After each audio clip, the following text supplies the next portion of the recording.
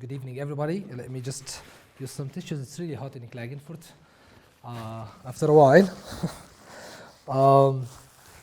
Today we're going to talk about a very. I'm not going to say a very new trend. Actually, it's not a new trend, but it is a debate in photovoltaic systems. Should we orient our photovoltaic systems or the panels to the north or to the south, depending on the location on the earth?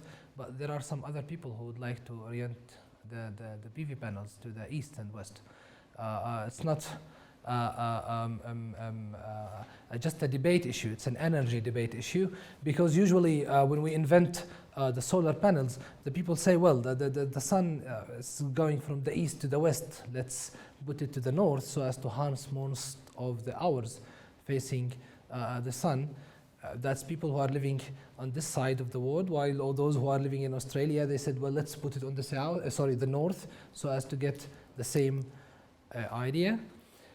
However, when we talk about photovoltaic systems, we're not just talking about energy and how much energy we get.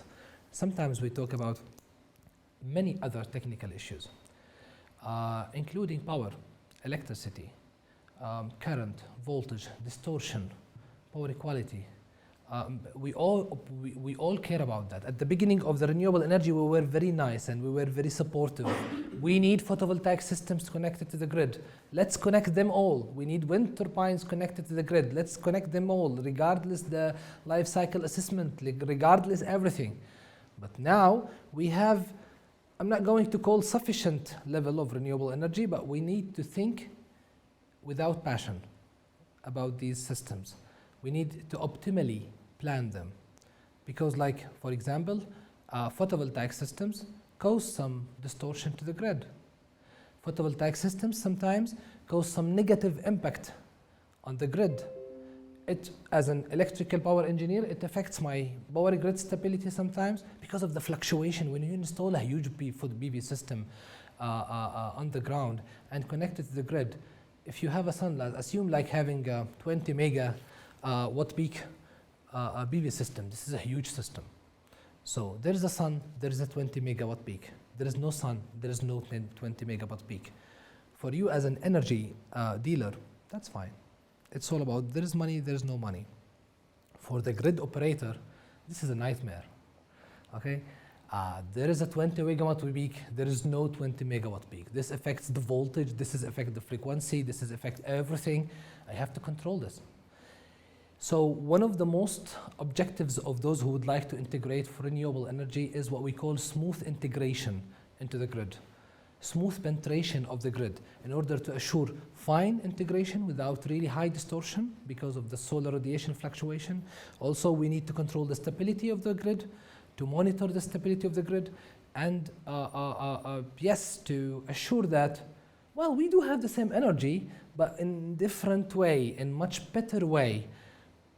And there are other issues that we will learn today about the east-west photovoltaic power systems. East-west photovoltaic power systems is a very simple terminology. It's like photovoltaic systems, solar panels are oriented toward half of them. You do have, for example, 10 solar panels, and instead of putting them all to the south, this way, you just put them this way. So the definition is very simple. Let's see the benefits of such issue, one by one, speaking of all types of engineers who are working with photovoltaic systems. First of all, no self-shading. When you do things to the north, this way, there are some self-shading. So I have to displace these things in order not to self-shade themselves and to block the sun. This means more land, right? So you have sometimes to take a huge path between the solar panels. So when you don't care about the land in the desert, that's fine. The land is cheap, let's go. But when you do with farms and agriculture, land is very expensive. Land is very important. And this affects the environmental impact assessment, because now we start to think wisely about the renewable energy system. It is a must to conduct an environmental impact assessment of renewable energy, despite that we used to say that, well, it's an environmental friendly systems. Now you have to conduct an environmental impact assessment in order to show that, well, I'm not harming the flora, the fauna, I'm not harming the land, I'm optimally utilizing a red, rich, fertile land of installing photovoltaic systems. So in case of the north, there is no self-shading. So this is one of the benefits. This is a field in Germany. This one is in Germany, by the way. And you can see there is no self-shading. Why? Sorry? Sorry, why is there no shading? Because it's the east to the west. And the sun is coming this way. So the self-shading all is killed under the panels themselves. So when you have such an orientation to the south, when the sun is coming this way, so the shade of this one will cover this one. Yeah. But when you have them this way, so the shade of this one will be under this one. But in the evening you have the sun in the west, so... It's coming from this way, so the shade of this one is coming under that one. Got it? This way, this is this way. We have the sun in the morning here, Yeah. it is east, Yes. so the shade of this panel is under this panel. Yeah. In the east, in the west, sorry, in the evening, the sun is over there. Okay. The shade is under this one. So the difference is that in the south orientation you don't have a north orientation as well? because Exactly. there's never a south. Exactly. Okay. So if you can see that most of the shade is under the objectives themselves. However, they have some spaces here just for maintenance. So you can theoretically you can just tie them together to save the maximum land. However, as engineers and as electrical engineers for maintenance purposes, we recommend to have kind of 50 centimeters space, 80 centimeters just to get inside and do the maintenance and just to pick up some broken panels and to replace them. So you can get inside, but you can save so much land. For example, considering this practice, which is 80 centimeters path between each array, you can save about 10% of the land that is used for the north-oriented photovoltaics. And again, this is a very German, let's say, model of maintenance. They're really strict about, let it comfortable for the employees to get inside. If theoretically we can tie them together. So we cannot maintain them, I have to understand. We cannot get inside a sea of panels, but at least you can make it 30 centimeters, 40 centimeters. 40 centimeters not really bad, so it's something like that, so I can get inside. But at least they would like to get more spaces. After all, in this way we can save 10% of the land area in the field. So this is a simulation of system that we we're going to install. We already developed. This is the east-west orientation system, and as you can see, we can put the pieces together based on what we need. And this is a simulation of the shading. So most of the shading, forget about this shading. This is the shading of the layer, but most of the shading is killed under the panels themselves, as compared to the north-oriented model. And with this model, with the same land, we could here install only 835 or 34 actually, 834 watt peak of solar panels. While with east-west, with the same land, we could install 914 watt peak, including a service road for all of the land, more healthy paths for maintenance. If we go back to the north, there is no service road, only small service road. Even it's not possible to get the car here. Service road I mean you need a car to get the panel. The panel is very heavy, it's like 40 kilograms. So if there's a panel broken here, I need some vehicle to get inside to get the panel outside. So in the previous case, there is a service road for all of the land. So I can get by car here, I can get the panel outside and do the maintenance freely. But with the north orientation system, it's really challenging if I have something broken here. So the car can park here. I have to carry this from this place to this place. Okay. The second benefit, speaking of structural engineering and civil engineering, to the north means that there is a center of weight over this way. And that's why I need specific piles, specific beams, specific structure, as you can see here. So here are the panels oriented to the south. We need piles to prevent the uplift wind of 1.5 meters with some reinforcement, steel reinforcement. We need some specific beams, like with this links, with this cross, some specific beams, okay? And this is a structural issue. When it's east-west, the load is more distributed all over the beams, so we need shorter beams. In that case, we needed 1.5 meter square depth piles. Here we need 1 meter piles because of the distribution of the weight of the panels. And we need thinner beams to carry these panels because of the distribution at that time. And here, why all of that? Because when it's north, it's open, it's this way. So yes, it's this way, yeah, okay. There are a lot of uplift wind coming from this side. So it might be lifted up. So I need more weight to fix it to the ground. But when they are this way, okay, there's no weight to the wind to get inside to lift them up. So the weight, the piles, the needed piles is smaller. Moreover, the distribution of the weight of the panels is much better optimally distributed over these beams, and that's why I need thinner beams. As a result, I save 24% of the costs required for mounting piles and steel structure with using east-west oriented systems. So first we save 10% of the land, we save 24% of the cost of the steel structure and the piles. Let's see another benefits. Electrical benefits. Here are some east-west PV system model. You know, we need to connect these systems to the grid. The connection of these systems to the grid is usually done via transformer, power transformer. So if you have typically, for example, 1 megawatt peak PV system, a transformer of 700 kilovolt ampere is required to connect the system to the grid.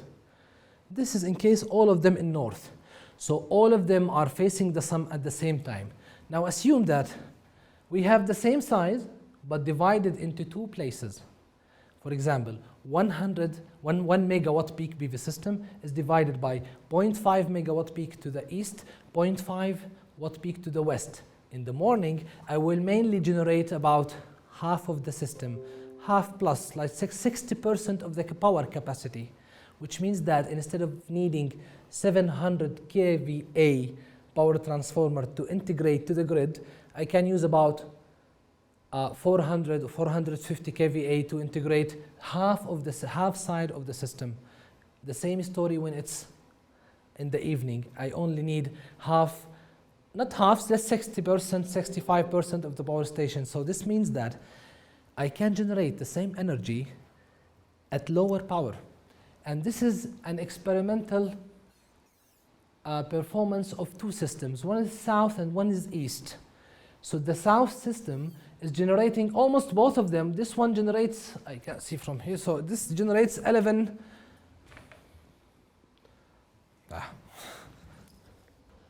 Source here anyway.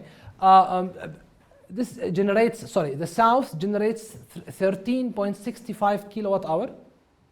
13.65, the south one. The east one generates 11.5. So the east-west generates less than power. We will talk about this later.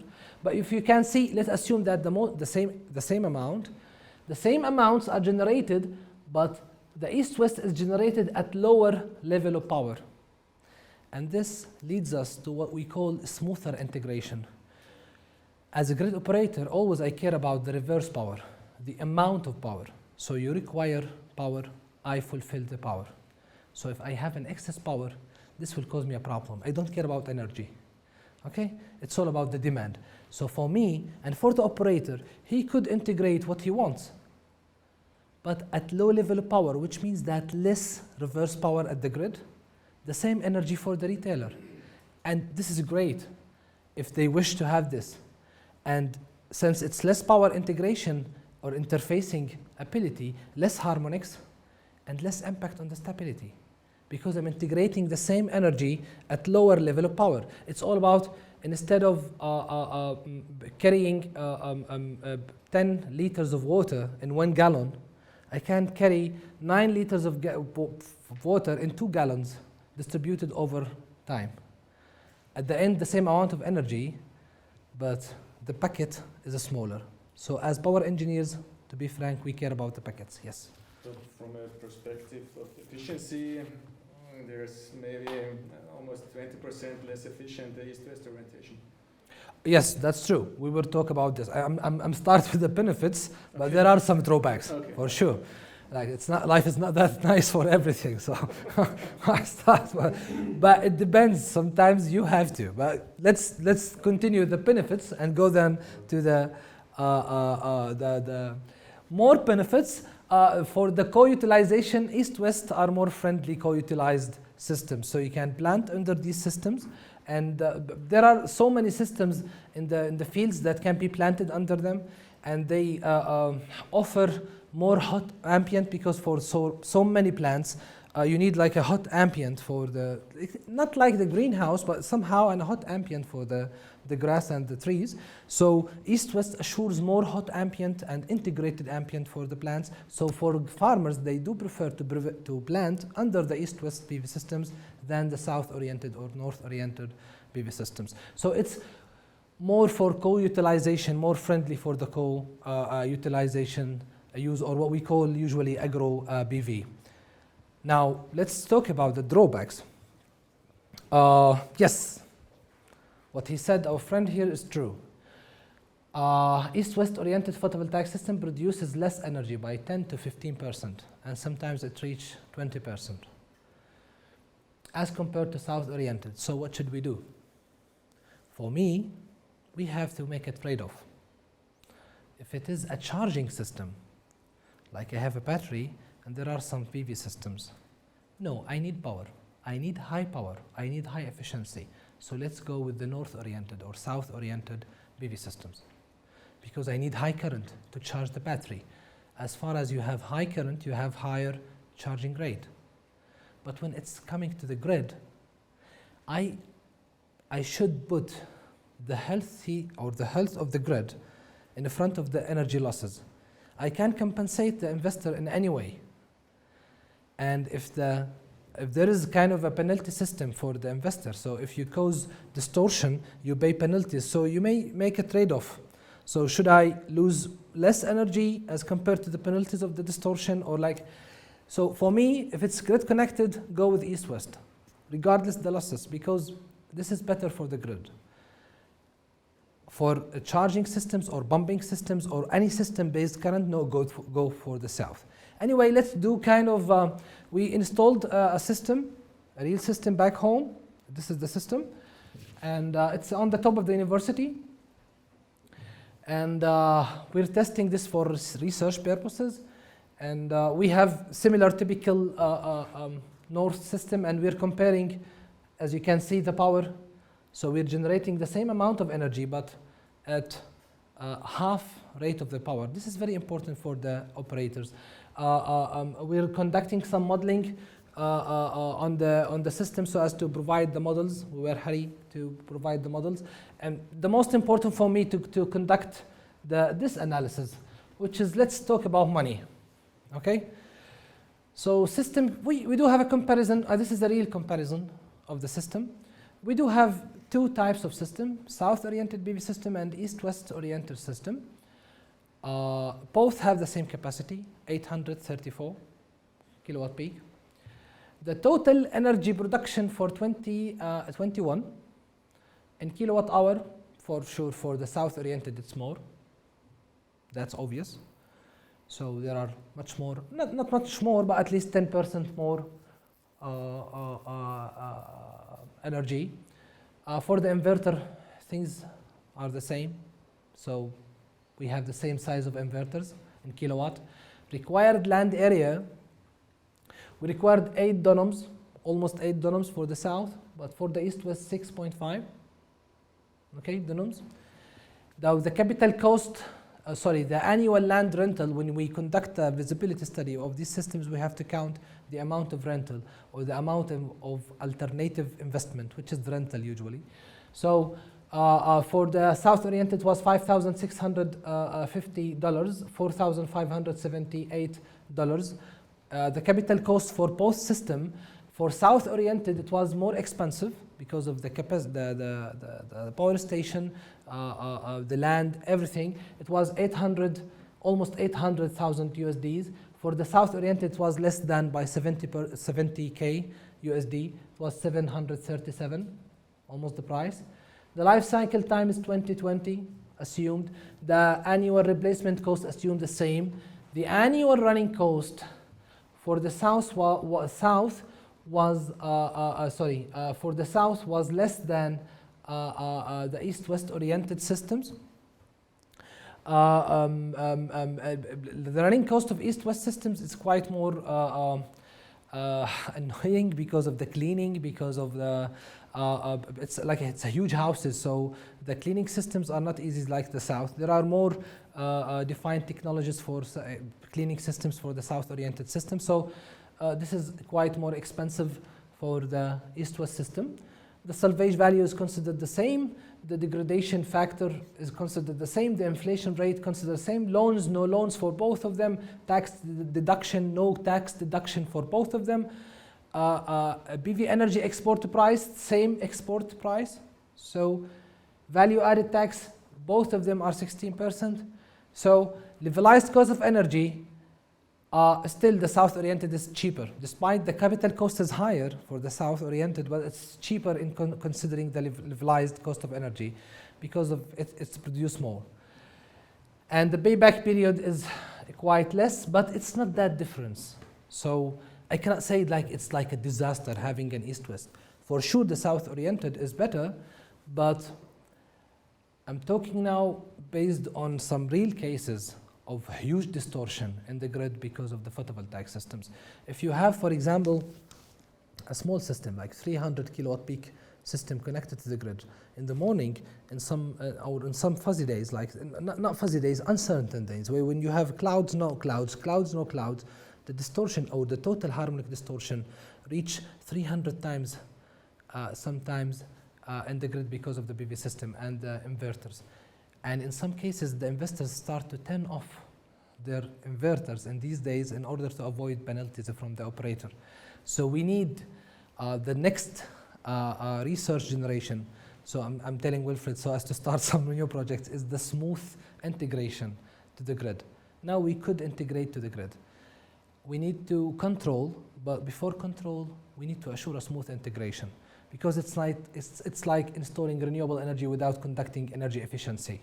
You have to be energy efficient first, then you can apply renewable energy. So you need to assure a smooth integration, then you need to, after that, control the parameters of the grid.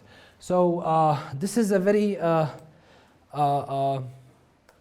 new research we just published in 2020, like 2 months ago.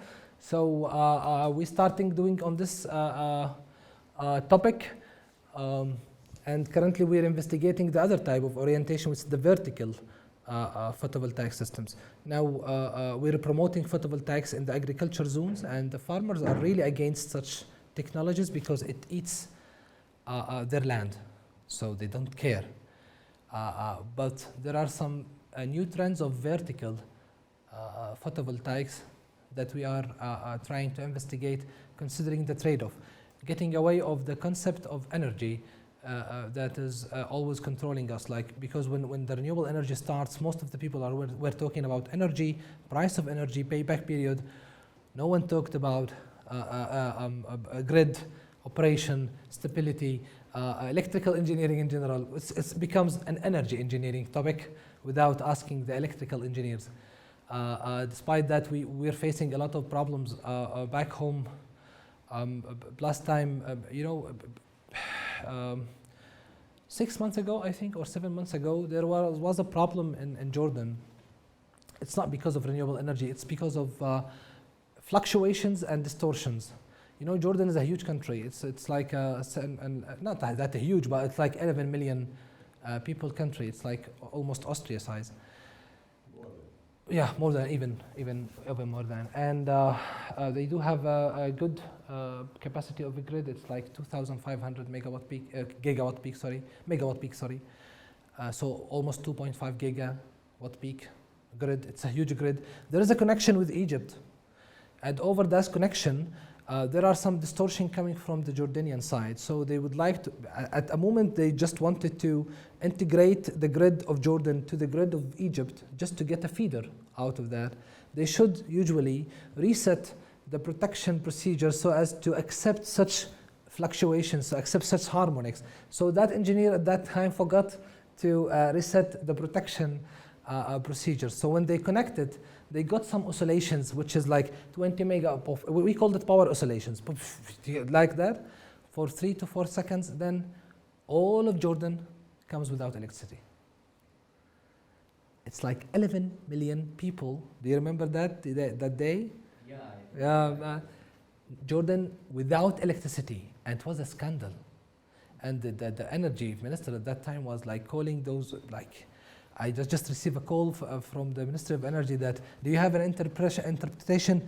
There is a huge bird hit the tower, a lot of interpretation, and actually the interpretation that we don't care about our grid performance or grid health. The grid also has an health, and if it's sick, it will collapse, simply. So that's why we have to be really care about renewable energy. In Palestine, you know, there's a political situation in Palestine where part of the grid is controlled by the Israelis and part of the grid is controlled by the Palestinians. The only way that we agree and we sit together friendly to control is the grid parameters, because otherwise we both without electricity. So sometimes we have to keep coordinating about the parameters of the grid, and sometimes we receive calls from them that, well, there is a lot of fluctuation at that feeder because of that PV systems. We did nothing. But the sun is going and coming, is going and coming. It's like, we do have a system of 20 mega. When it's get to the feeder, it's like putting like a dragon in the bird's cage and get it out. Then get it out. So this is unacceptable. Until we get batteries, until we get any storage technique, we have to care about the smooth integration. And that's why this is one of the issues. That was for my first presentation. I welcome any discussion. Thank you. Thank you.